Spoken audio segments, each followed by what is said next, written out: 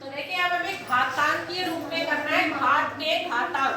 तो जैसे हमें मान लीजिए 8 दिया है, तो 8 के अगर हम इसके फैक्टर करें तो 2 चौक 8, 2 दूनी 4, ये आ गया 2 एकम 2।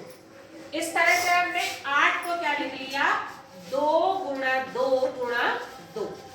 ठीक, यानी कि हम इस 2 कितनी बार आया है, 2 कितनी बार आया, 3 बार। 1 2 3, 2 की घात 3, यानी कि इसे क्या पढ़ेंगे, 2 की घात 3। ठीक है, ये इसका क्या होगा, आधार। यहाँ पर 2 आधार है और जो हमारी 3 है ये क्या है, घात। तो इस तरह से हम घातांक के रूप में लिख सकते हैं। अब मान लो हमें दिया है, कोई सवाल दिया है, जैसे दिया है 5 गुणा 5 गुणा 5 गुणा 5 गुणा 5। अब हमें ये कहा गया है कि इसे घात के रूप में लिखो। तो इसमें हमारा क्या है, कौन सी आवृत्ति हुई है, बार बार 5 की 5 आ रहा है बार बार।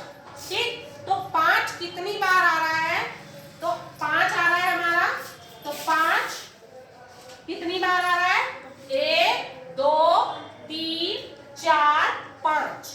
तो 5 हमारा 5 बार आया, तो 5 की घात कितनी हो गई, 5। 5 की घात 5।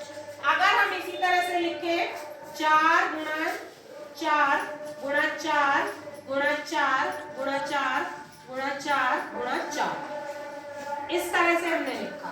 तो अब यहाँ पे बार बार क्या आ रहा है, 4। तो आधार हमारा क्या हो गया, 4। कितनी बार आया है, 1 2 3 4 5 6 7, तो 7 बार आया।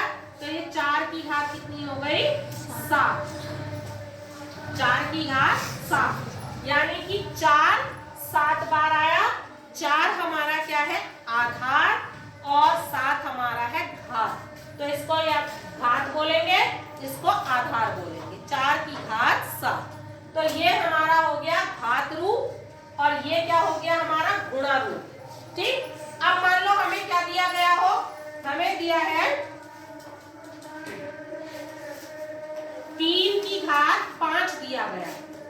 ठीक, ये घात दिए 3 की घात 5, यानी कि आधार क्या है हमारा, 3 है, और घात हमारी कितनी है, 5 है। तो 3 कितनी बार आया है, 5 बार। कितनी बार आया है, 5 बार। 5 बार, यानी कि 3 को हम कितनी बार लिखेंगे, 3 गुणा 3 गुणा 3 गुणा 3, यानी कि 1 2 3 4 5। तो ये हो जाएगा 3 की घात 5 को हम ऐसे विस्तारित रूप में लिख सकते हैं। तो ये हमारा क्या हुआ, घात हो गई, और हमने इस तरह से आपको निकाल दिया। अब हमें अलग अलग तरीके से हम आसानी से निकाल जाते हैं। अगर मान लो किसी 4 की घात 2 है, तो 2 को हम 2 घात को क्या बोलते हैं, वर्ग। 4 का वर्ग, ये ध्यान रखेंगे। 2 को घात अगर 2 है तो उसको क्या बोलते हैं, वर्ग, और अगर 3 है तो उसको क्या बोलते हैं, घन। ठीक, जैसे 10 की घात 2, यानी कि इसको हम 10 का वर्ग भी कह सकते हैं। अगर 10 की घात 3 है तो इसको हम क्या कह सकते हैं, 10 का घन। ठीक है, अगर हमें कहा है 2 का घन लिखो, 2 का घन कितना हो गया, ये हो गया 2 का घन, यानी कि हम खुद ही समझ जाएंगे कि उसकी घात कितनी है, 3। अगर कहा जाए 5 का वर्ग, तो 5 का वर्ग यानी कि घात कितनी होनी चाहिए, 2। ठीक है, तो इस तरह से हम क्या करेंगे, यही हमारी क्या है, घात है, ये हमारा आधार है, और ये हमारी घात है। Thank you.